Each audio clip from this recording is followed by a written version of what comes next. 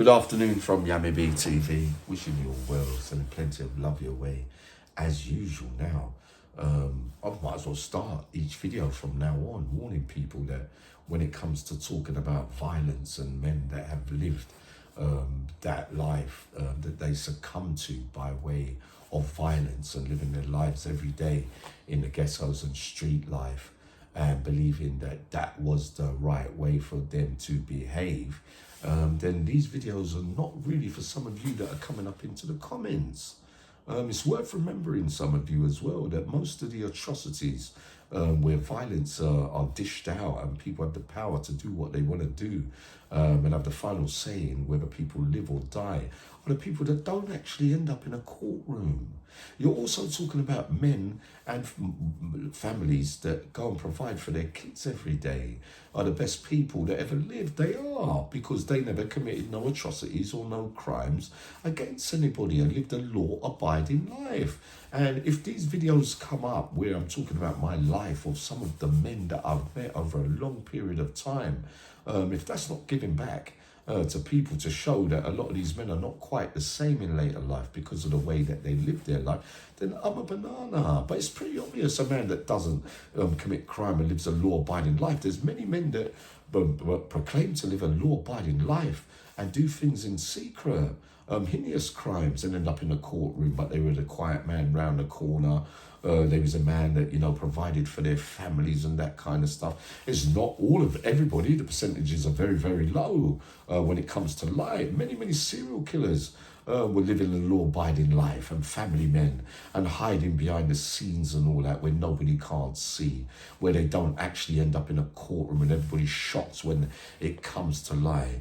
I say to some of you lot that a lot of the men that I talk about, and I wouldn't talk about them if I didn't believe there was a decent, humane side to a lot of those men. And don't get the thing misconstrued or the wrong way round about true crime and people succumbing to the streets and the life in the ghetto and believing that it seemed like a good idea at the time until they know better. After all, it's men like me and all of those that have to wear the scars from that life. If they get a chance to come through it at the other end, they will be very, very lucky. But it's not for you to watch Yami B TV when these fight things come up. Don't watch it. I'm pretty happy with that. I don't ask nobody to follow me. If you want to watch the educational stuff and that kind of stuff, you can watch those things because it's tremendous insight into the other deeper, sadder side to things, and the reality and the solutions, the cures and the motivation to do things better with a man's life now. I'm not a criminal no more, mate. I haven't committed a crime for 4 years I've been out. So I can look myself in the mirror and I see that as progress. So, there's many places. We're not going to go into it all right now. The three men that we're talking about as who's the most dangerous. You keep asking me. Build a Bomb, Django Williams, Terry Dunstan, a professional boxer, boxed at world title stage and European stage, who I met in the catAs as well, and Mathew Thomas, right?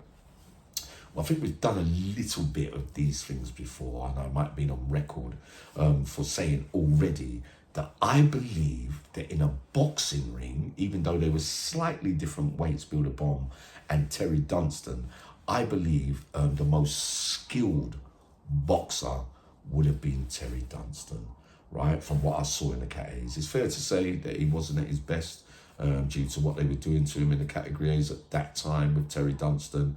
But there's many people that would agree with me. Terry was very athletic naturally without training sometimes, if you get what I mean. Build a Bomb is a seasoned pro and has the fights and the sparring sessions to go with it. I do believe that Terry Dunstan had more boxing skills than Build a Bomb, right? In a street fight, I don't believe that Terry would have wanted it with Build a Bomb, but he wouldn't have let him put his hand on him, and it would have been a terrible row. But in a street fight, I would have expected Build a Bomb to win that. It doesn't mean that I'm right. Now, when we're talking about most dangerous out of the three, because the other man that you keep asking about, Mathew Thomas, I saw him on fleeting occasions, and I saw one episode that will stand out in my mind forever. It's on video on my channel already, right? I'd heard about Mathew Thomas not from East London before I met him. It was from my neck of the woods in West London. We know I was born in East London. In West London, my older lot, and I'm going on the manor soon to interview some of those that were closest to me as a child. They used to talk about Mathew Thomas. And then, of course, I mingled with all the Canning Town and East London lot over a long period of years and listened to what they had to say about Mathew Thomas. So when I saw him, he was exactly what many of them had told me. He was a serious, serious man. Would I say that he could beat Bill the Bomb or Terry Dunstan in a boxing match? I don't believe so, in the ring rules kind of things. In the streets, it would be remarkably different based on the characters. Terry Dunstan, I didn't really know him that well before that, because they were juicing him up medication-wise while he was doing that sentence, right? And he used to smile a lot and think, but not really talkative. I never saw no hyperactive energy, but by all intents and purposes, this man was an absolute powerhouse with his boxing skills. There's even a story that he even sparred with my mate, my bestie, George Constantino, right? I'm going to do my one-punch knockout artist soon. And George Constantino looked me in the eye one day and said to me, Yami, listen to me. One day I challenged Terry Dunstan in the ring down by mine, right? And they went in the boxing ring. He said, Yami, I've never felt anything. I was made to look really stupid in there. And George Constantino can have a right row. I'll let him mention this one day. When I do my best knockouts, my KO artists, I'll do that soon for you all, for you lot that love that type of thing. Now, with Mathew Thomas, right?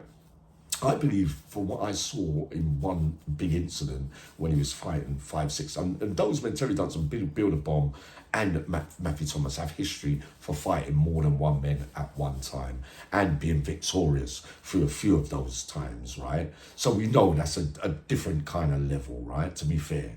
Now, I was of the belief that Mathew Thomas can use his legs as well, from what I saw. I don't know to what extent, because I'm not a fighting mastermind like some of you lot. I know my fighting, but what I do know is when I see things, and I see things from different people over a number of years, right? Mathew Thomas's energy and character, a real man's man, a bit of a team player as well. I say that during those club days, that most of you on those doors and security were nothing without Mathew Thomas, right? I'll get someone on here soon who will break it all down to you. I promise you this, right? Remember I told you, right? And he was a man who wore his heart on his sleeve. And if he's got you, Bill the Bomb, if he's got you, he's got you. Terry Dunstan, I didn't really get to, his cap because of the way his state of mind was at that time. So I can't vouch for how he was before I saw him. But most dangerous, look, I've told you about Bill the Bomb Dunstan in the ring. That's my verdict on that. I believe that Bill the Bomb does Terry Dunstan in the street row. Most dangerous out of three of those that I met, based on character, rage, the levels that they're willing to go through, the never say die attitude, to do things that maybe others won't do at certain times, to be a bit loose up here a little bit as well. We all are a little bit loose, but there are other people that are a little bit more looser, mate, and their pain threshold is something off the Richter scale.